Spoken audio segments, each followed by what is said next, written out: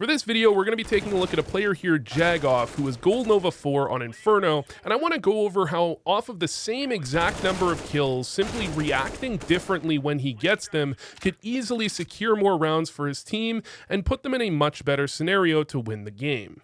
First, let's talk about the sponsor of this video, DMarket. DMarket is a skin trading platform that you can use to buy, sell, or exchange your items instantly.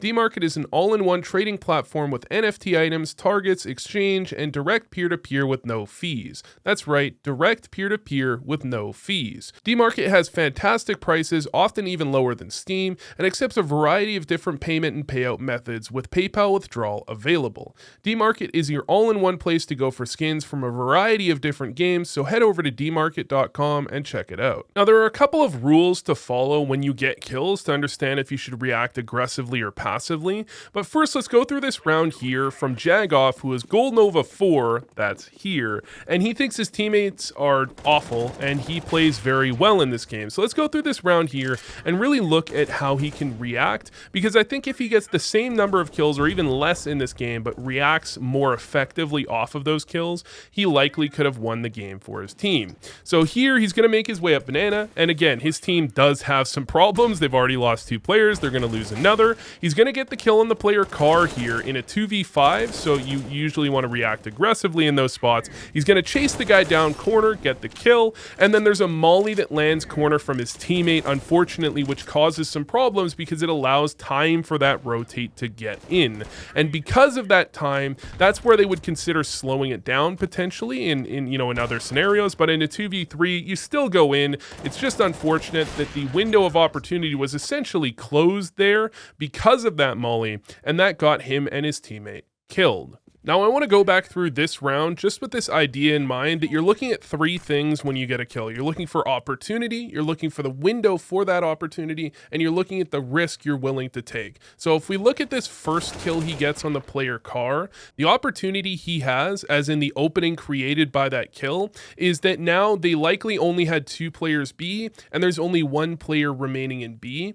The window is something you can only really know if you know generally their setup, so it can be tougher if you're playing against really bad players. However, typically on Inferno, your first rotator is going to be from Arch if you're thinking of a default setup, and so the window is the time that it takes for the Arch player to rotate over to B based on the first contact. So not off of the kill, but the first contact that was made on banana, likely that player began rotating, and the risk is just how much risk are you willing to take? Well, in this scenario, you just turned a 2v5 into a 2v4, so you absolutely want to be going forward. Following that, he does push in. The problem is the Molotov delays him long enough that the window is now closed for the potential play, and normally you wouldn't be continuing forward off of that, but if you think about it differently, you still have to push in somewhere, and you're in a 2v3, so you're either going forward or going back, and you just have to guess which side 2 players will be on. However, his teammate actually spots 2 people flanking, so continuing to go forward makes perfect sense. They just don't execute it perfectly.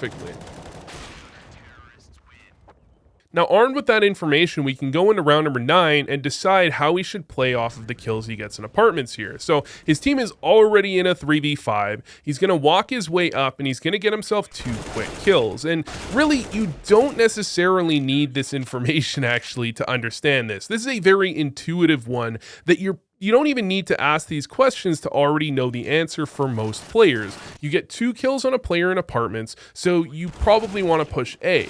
But the reason you want to push A is because of the answers to those questions. It's just so obvious you don't really need to ask them. Is there an opportunity? Well, they probably only have 1 A. My team is in bad spots. The window of opportunity is large, and I want to take a bit of a risk for a huge upside. Unfortunately, though, csgo is going to fall back off of those 2 kills, and then he's going to move back forward. But unfortunately, that window closed in the process of moving back and moving forward. And that's why even in obvious scenarios, sometimes you want to double check and make sure you know the answer to those questions. The next thing I'll show you is how this can work out in pro play.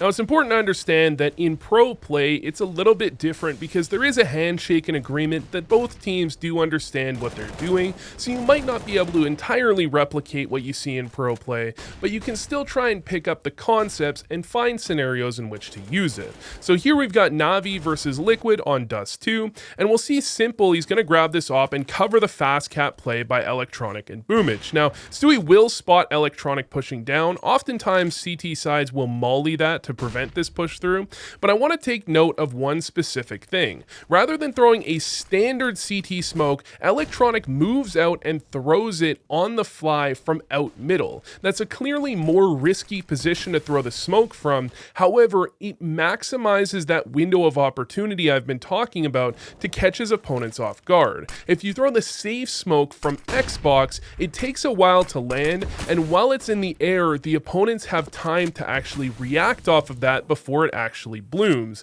Instead, if you get to a more advanced position before throwing it, you can give yourself more time to execute on your opponents before they can deal with you. So as soon as that smoke blooms, they are immediately pushing up outside of B here, trying to catch Stewie and Naf off guard. However, Stewie and Naf do a fantastic job themselves of preventing this from happening. Again, this is a great play from Navi, but both players outside get shut down before the tunnels play comes in because of the molly down right in front of the two smokes that are blocking off tunnels, and it gives time for the rotate to get there. You can absolutely bring this concept into your own play. The most obvious place to do it, in fact, is a map like Mirage. So I use Mirage because this is really the most common place I see this mistake at lower levels, where you're not trying to maximize that window. So if we watch from Axile here, he's going to walk as far forward as possible before making any noise, and as soon as he's contacted, that's when his teammates are ready to throw flashes. And when he gets in, he gets the quick kill, and because they're already in a 5v4, the other team has really long rotations, and they simply save because of how far forward Gambit are when they make contact. The next thing I'll show here is a round from Navi versus Gambit, and this is going to be really utilizing that window on maps with long rotations. So here we've got Overpass, which is a very long rotate, usually from where the T's make contact to where the bomb sites actually are, at least on the A side of the map. And so to begin with this round, you're actually going to see Electronic. He's going to make contact here in Connector and Die, while Boomich is taking Bathrooms control. And this is where the misunderstanding comes in a moment, but Boomich is going to get this kill on Axile, and if we pause, we can say, well, the opportunity here is, hey, we just spotted their opper short, who would typically be playing A, so we can chase onto the A bomb site. Because I made contact so deep, the window is open for me to beat them to the A site. And so that's exactly what he's going to do, and although they're up a man, in this type of situation, it is Overpass, so not the most T-sided map of all time, and using any advantage you can to try and pound home a round win, especially with low utility, is probably a good idea. And Boomich is going to use that, but he's got the information a bit wrong because Nafany's already rotated up. Boomich is still going to get a kill, but he will get traded. However, his team's actually going the other direction, so they used that window to find an opening for Boomich to get pressure onto the other bomb site, and then they decided to go B off of that. But that's where the idea kind of comes from. They have some information that, you know, the rotations aren't there. They have some clear info on the setup that their opponents are running. They get a kill in an aggressive position that the opponents likely aren't expecting. You know, if you're on B, you're not expecting your teammate to die on long and a guy's already nearly on the bomb site. And they use that info to actually take control and win rounds. Now, Navi played off of this a little bit differently than normal, going B off of that type of pressure. This is, again, the type of thing when there's a handshake that both teams know the other team knows what they're doing. You can absolutely make these sorts of plays, but it gets a bit more complex when you're playing matchmaking where you never know what's going to go on. Anyways, thanks for watching, and I hope this helped.